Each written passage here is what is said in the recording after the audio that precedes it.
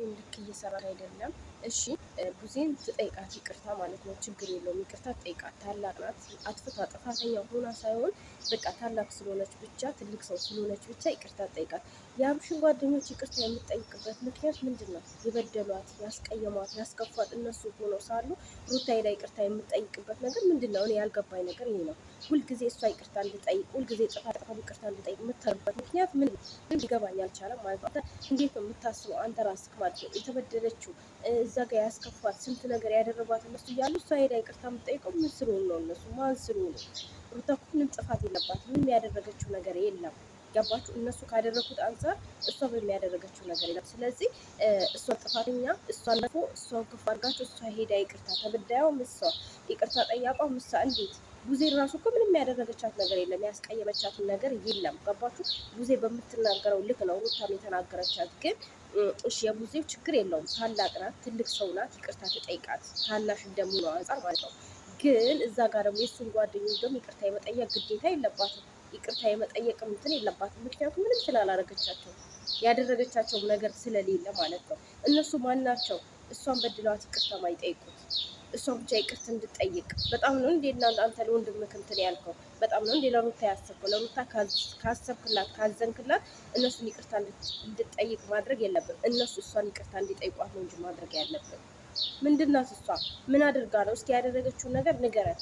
አቤላንም ሆነ የአብርሽን ጓደኞች የትኛዎቹ በዙሪያው ያሉትን ሰዎች ምን እንዳረገቻቸው ንገሩን። እኛ እስከምናየው ድረስ ተበዳዩ እሷ እንደሆነች እንጂ እነሱ እንደሆነች አናውቅም። ስለዚህ ተበዳይ ዝም ሲል በዳይ ያለቀሰ እንደሚባለው እያደረግክ ነው ማለት ነው። አንተም አንዳንድ ጊዜ ምን አለ እሷ እንድትጠላ፣ እሷ እንድትሰደብ፣ እሷ ክፉ በቃ ሆና እንድትታይ የምታረጉት ነገር በጣም ነው የሚያስጠላው። ሩታም ደግሞ ለራስሽ ክብር ይኑርሽ። ራስሽን የፈለገ ድራማም ቢሆን የፈለገ ስራም ቢሆን የፈለገ ገንዘብ እንዲያዝገሽ አንዳንድ ጊዜ እምቢ ማለትም ያስፈልጋል ማለት ነው። በየትኛውም አጋጣሚ እንዲህ ማለትም ያስፈልጋል። ሁልጊዜ እንደነዱን መነዳት ጥሩ አይደለም ብዬ ነው ማስበው ማለት ነው። ራሳችንን ያስንቀናል እና ራሱን ማስናቅ የለብሽም። እኔ ቡዜን ይቅርታ ስለጠየቀ ምንም ቅር አላለኝም።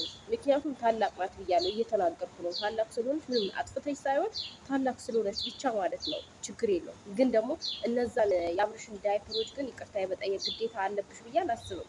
ምንም ስላላደረግሻቸው፣ ምንም ያስቀየምሻቸው ያደረግሻቸው ነገር ስለሌለ ይቅርታ መጠየቅ አለብሽ ብዬ እኔ አላስብም። እኔ እንጃ ሌላው ምን እንደሚያስብ አላውቅም። መጠየቅ አለባት ብዬ አላስብም።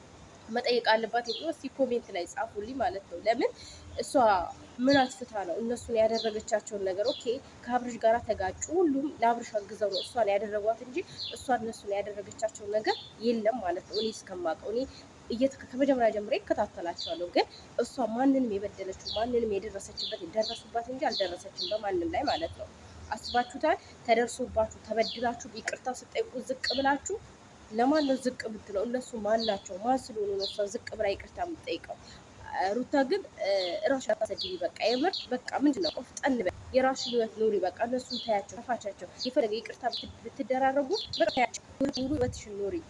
ሁልጊዜ አንቺን የበታች እያደረጉ ሁልጊዜ አንቺ የበታችነት እንዲሰማሽ ሁልጊዜ ይቅርታ ሁልጊዜ እንደዚህ አድርጊ። ለምን አንቺን ማን ይቅርታ የሚጠይቅሽ? እየበደልሽ ያለሽው አንቺ ነሽ። ግን ማን ነው ይቅርታ የሚጠይቅሽ? አንቺን ለምን አንቺ ይቅርታ አያስፈልግሽም? አንቺ ክብር የለሽም። እነሱ ብቻ ናቸው ክብር ያላቸው። አንቺ ክብረ ቢስ ነሽ ማለት ነው። እንደዛ ነው በቃ እኔ እንደዛ ነው እየተሰማኝ ያለው። ለምን ይቅርታ በእርግጥ የሚጠላ ነገር አይደለም። ይቅርታ መደራረግ ያለ ነገር ነው።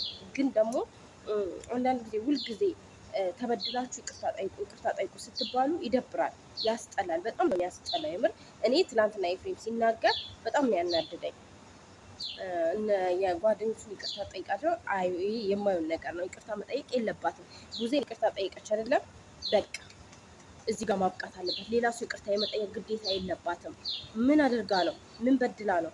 ምን አስቀይማችሁ ነው ይቅርታ የምጠይቀው? እኔ አልገባኝም። ምን አስቀየመቻችሁ? ምን አደረገቻችሁ? የምን ምንም ያደረገችው ነገር እኮ የለም እኔ እስከማውቀው ማለት ነው። ምንም ያደረገችው ነገር ግን ይቅርታ መጠየቅ አለባት። በቃ እናንተ ናችሁ የእሷን ህይወት የምትመሩት። እናንተ በሰው ስለምትመራ በእርግጥ ሩታ በሰው ትመራለች።